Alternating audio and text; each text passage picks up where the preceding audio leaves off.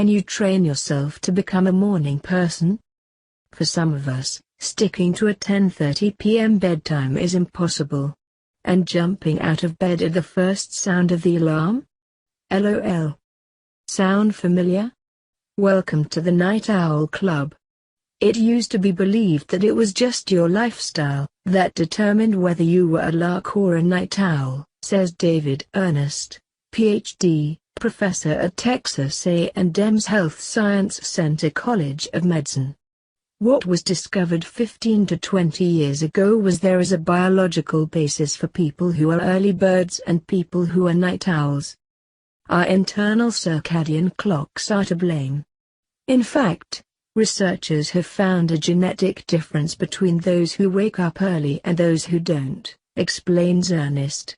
Presumably, the situation with night owls is the same, he says. The good news is, most of us grow out of it around the time we swap late-night college parties for the morning meetings that come with adulthood.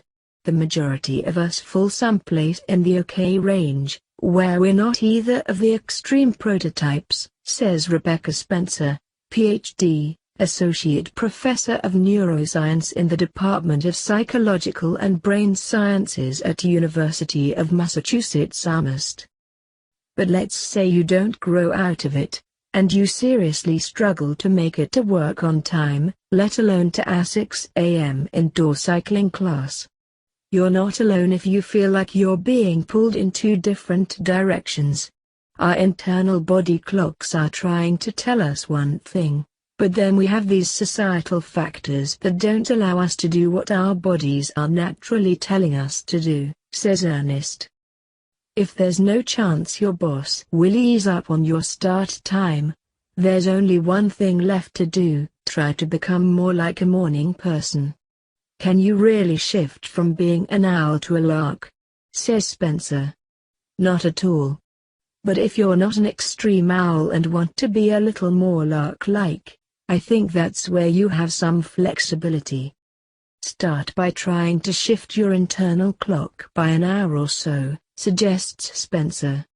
Here's how. Lower your body temperature at night. To fall asleep and get into deep sleep, you have to reach your daytime low body temperature, says Spencer. To get there, move your workout to earlier in the day so it doesn't interfere with bedtime, limit hot showers at night, and drop your apartment's temp by a few degrees, she says. The cozy duvet on your bed will be calling your name in no time. Limit your nighttime exposure to light. Your internal clock is controlled by light.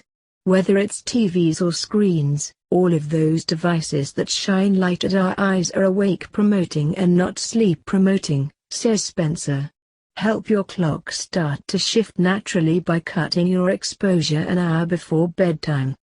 Not ready to kick your Netflix in bed habit? Turning your iPad light to low could help you catch ZZZs more quickly after the credits roll. Resist stimulations. You don't need to shut yourself off from the outside world, but it's a good habit to stay calm as it gets late. That means avoiding stressful work emails if they can wait until the morning, horror movies, and intense novels that keep your mind spinning. All of those things just cause mental stimulation that you need to have turned off well enough before bedtime, says Spencer. Sorry, girl on the train. You're strictly a commute-only read. Reach for melatonin as a last resort. In the beginning of your efforts to become a morning person, a dose of melatonin can help. Taking it a little before you want to start falling asleep helps give you a little extra boost to feel sleepy, says Spencer. Once you're stable, lay off, though.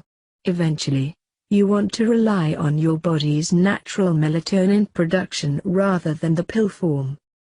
Wake up to morning light. Getting to sleep is only half the battle. Helping yourself wake up is just as important as helping yourself fall asleep, says Spencer. Immediately open your curtains or head outside to catch some early rays. As a bonus, early to rise likely means early to bed that night. If you're able to alert yourself and wake up at an earlier hour, you're going to be more prepared to go to bed at an earlier time, says Spencer. And that means you'll be even closer to tricking your internal clock into its new pattern. Stick with it. Waking up early today doesn't mean you'll magically be a cheerful morning person tomorrow.